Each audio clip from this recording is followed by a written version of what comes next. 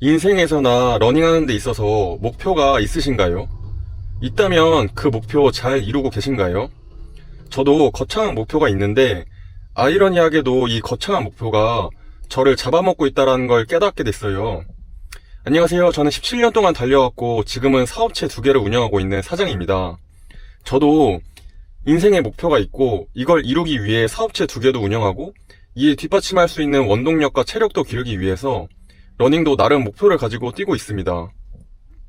근데 제가 해야 될 건 정말 많은데 그 해야 될 걸 다 못하는 날에는 하루가 끝날 때쯤에 충만감이 아니라 실패감, 좌절감만 느끼고 결국 중압감 때문에 사업도 러닝도 다 내려놓고 싶은 번아웃 직전까지 갔었는데요. 그래서 결국 전략을 수정해야 된다라고 느꼈어요. 오늘은 제가 러닝과 사업하는 데 있어서 거창한 목표를 갖게 된 에피소드를 토대로 어떻게 하면 목표에 잡아먹히지 않고 오히려 목표로 인해 동기부여 받게 될지에 대해 한번 말씀드려보겠습니다.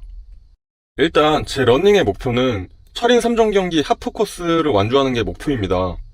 하프 코스가 대략 21km 정도 되는데 21km 정도면 뭐 훈련 열심히 하면 금방 뛰겠네 하실 수도 있는데 이게 철인 3종이다 보니까 수영 1.9km, 사이클 90km 하고 나서 달리기를 21km 해야 되는 거라 제 기준에서는 엄청나게 빡센 목표거든요. 근데 제가 왜 이런 목표를 갖게 되었냐? 체대 입시 시절 친구가 있는데 이 친구가 몇 년 전에 하프코스를 완주를 했었거든요. 그래서 배 아프기도 하고 뭔가 멋있어 보이기도 하고 해서 한번 해보고 싶었습니다. 사실 이 친구가 고3 때 체대 입시도 저보다 먼저 했고 체대 입시 계로 저를 인도한 친구고 어떻게 보면 인생의 첫 목표인 체대 들어가기라는 그 목표를 세우게 영향을 준 인물이기도 한데요. 그래서 이 친구 덕분에 저는 암울했던 고3 시절에 희망을 갖고 살게 되었던 것 같아요. 근데 그때쯤 저는 약간 오타쿠끼가 있어가지고 또 마침 원피스나 나루토 같은 게 막 유행할 때거든요.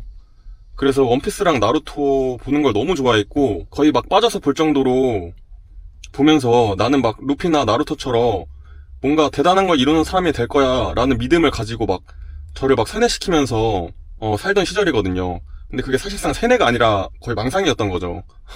그래서 체대 입시 들어갈 때도 내가 막 체육계의 한 획을 그어보겠다 이런 다짐을 매일매일 하던 시절이에요. 근데 체대 입시 학원에서의 하루하루는 너무나 힘들고 막 지옥 같았거든요.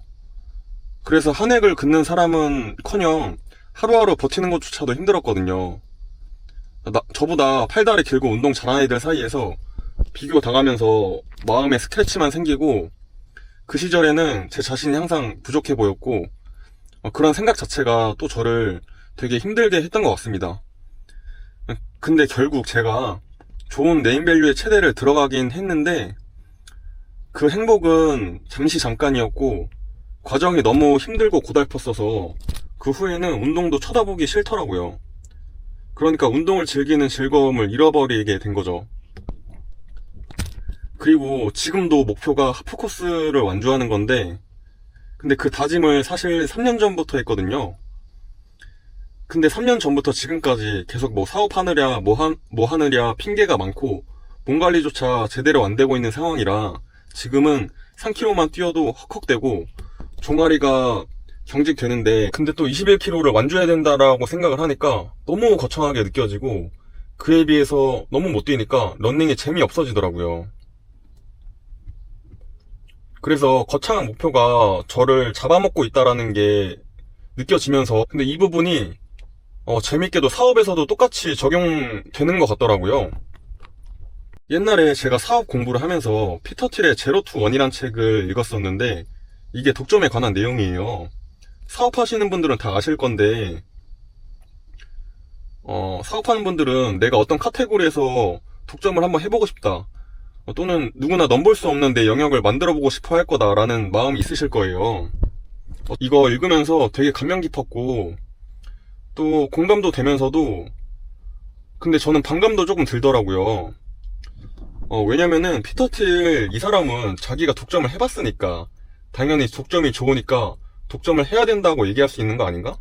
근데 이게 마치 저는 어떻게 들리냐면 서울대 들어가면 좋으니까 서울대 들어가야 한다랑 비슷한 말처럼 느껴지더라고요.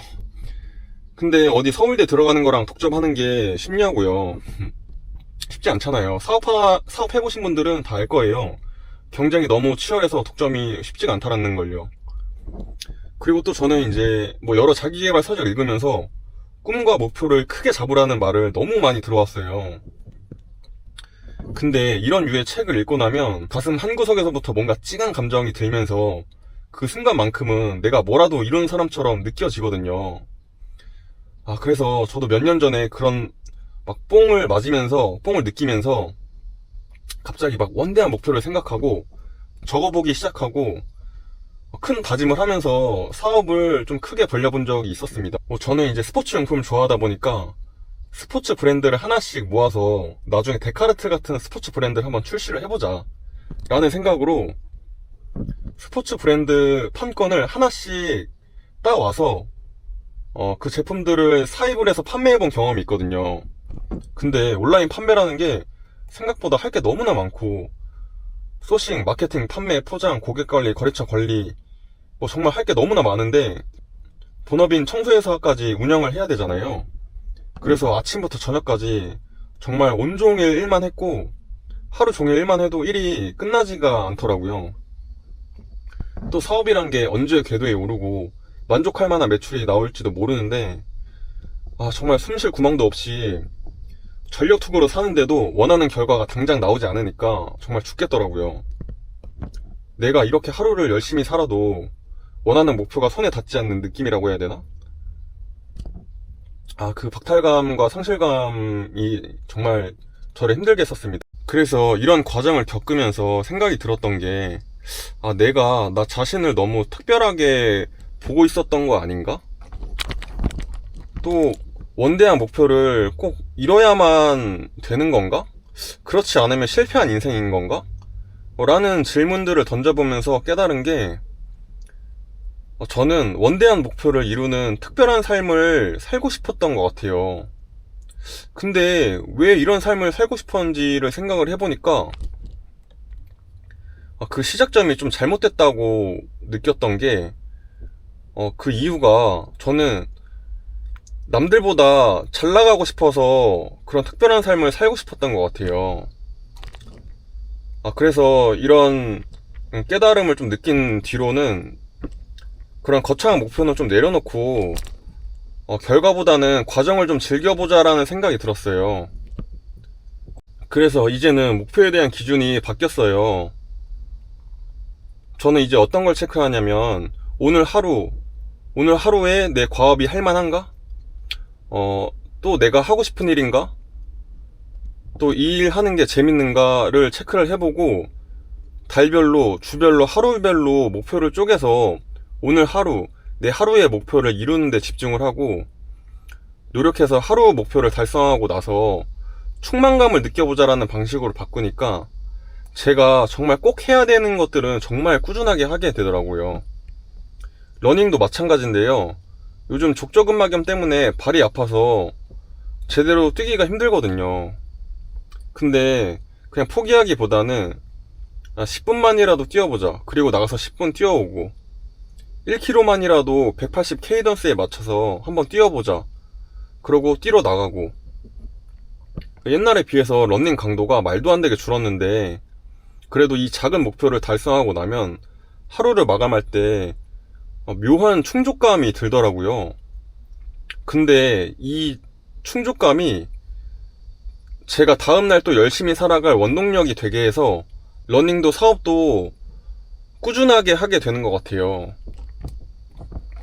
그래서 러닝이든 사업이든 결국 끝까지 달리는 사람이 이긴다라는 마인드를 가지고 작지만 매일 충족감이라는 연료를 쌓아서 제 목표를 달성하기 위해 끝까지 달려보려고 합니다.